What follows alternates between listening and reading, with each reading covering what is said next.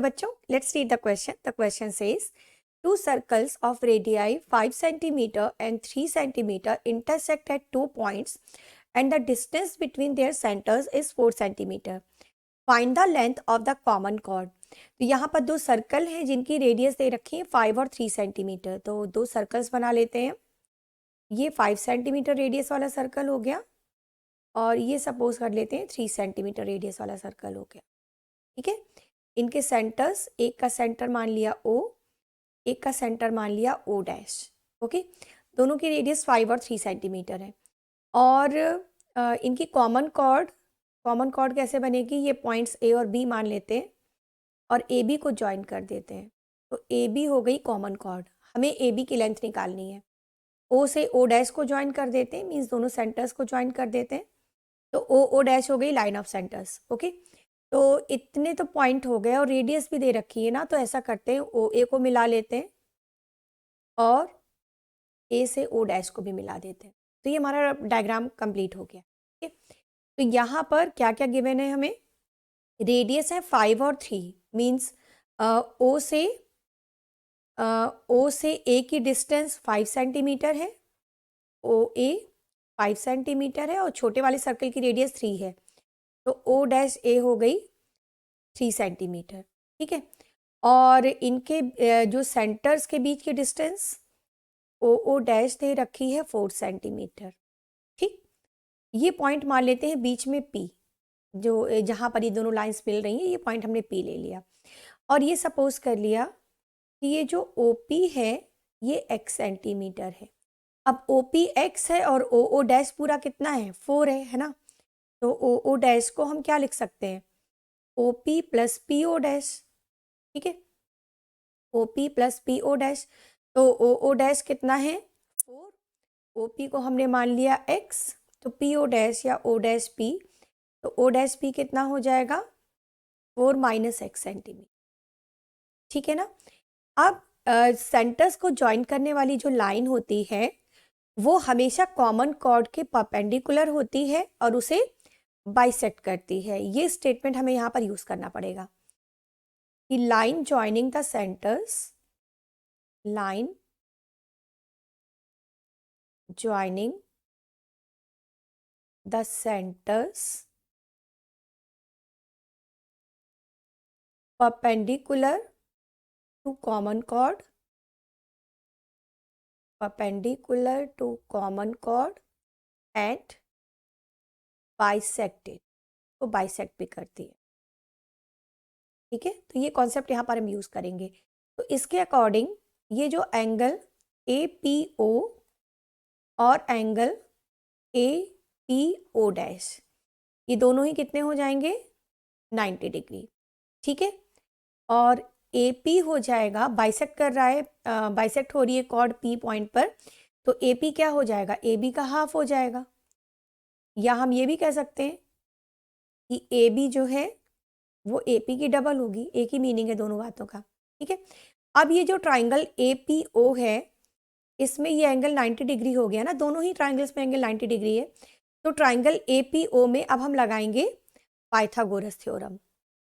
So in triangle APO by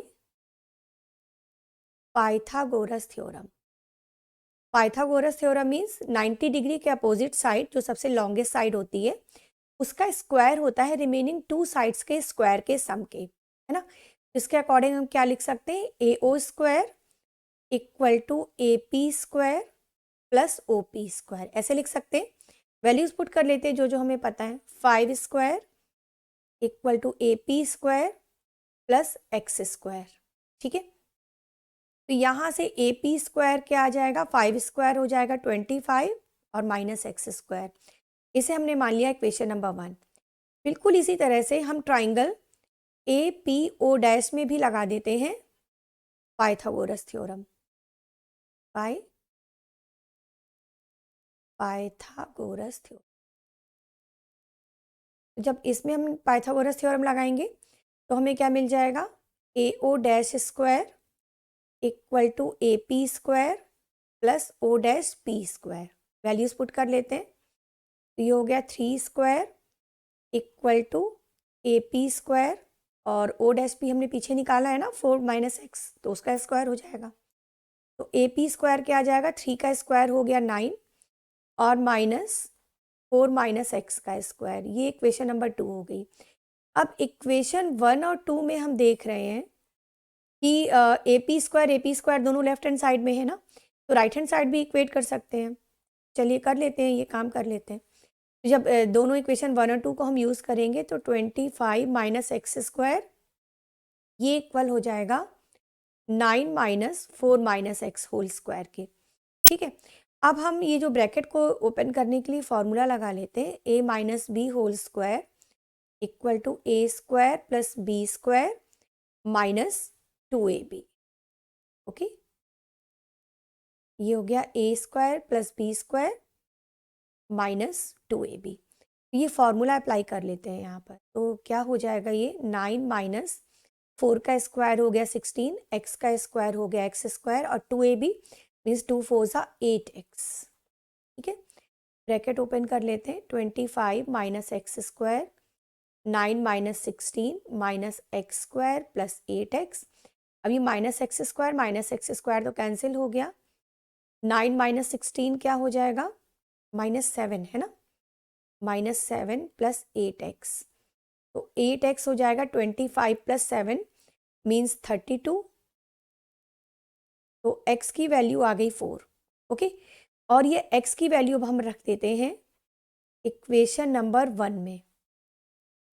put x equal to 4 in equation 1, तो ये क्या मिल जाएगा हमें, इक्वेशन 1 थी हमारी A P square equal to 25 minus x square है ना, तो A P square 25 minus x कितना हो गया 4, ये हो गया 25 माइनस 16 मीन्स 9, तो ये तो आया A P square. A P क्या हो जाएगा, square root of 9 means 3 centimetre. अब यहाँ पर एक पॉइंट ध्यान देने का है, अगर हम x इक्वल टू 4 रख देते हैं, if we put x equal to 4 in O dash P equal to 4 minus x, तो ये क्या हो जाएगा, O dash P equal to 4 minus 4, तो ओ डैश पी क्या हो जाएगा, 0 हो जाएगा। ओ डैश पी 0 होने का मतलब ये हुआ कि ओ डैश और पी दोनों सेम पॉइंट्स हो गए, तभी तो उनके बीच की डिस्टेंस 0 है। ठीक है ना, तो इसका मतलब ये हो गया कि O dash and P are same points, ये दोनों पॉइंट्स सेम हो जाएंगे, या कह दें कि कोइंसिडेंट हो जाएंगे। दैट मीन्स छोटे वाले सर्कल का जो सेंटर था वो पी के साथ कॉन्साइड कर जाएगा। छोटे वाले सर्कल का सेंटर हमने ओ डैश लिया था ना, वो कॉन्साइड कर जाएगा किसके साथ, पी के साथ। This means centre of smaller circle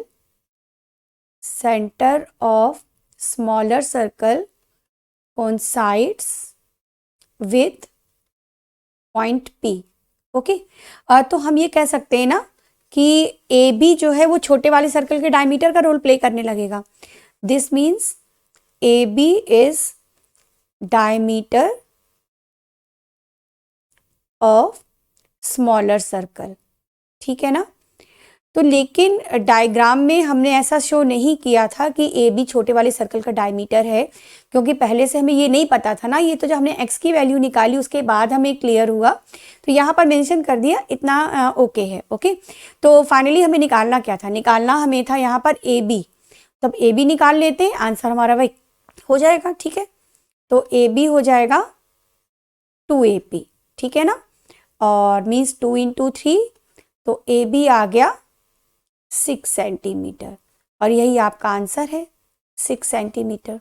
okay, hope you understand it well. Thank you.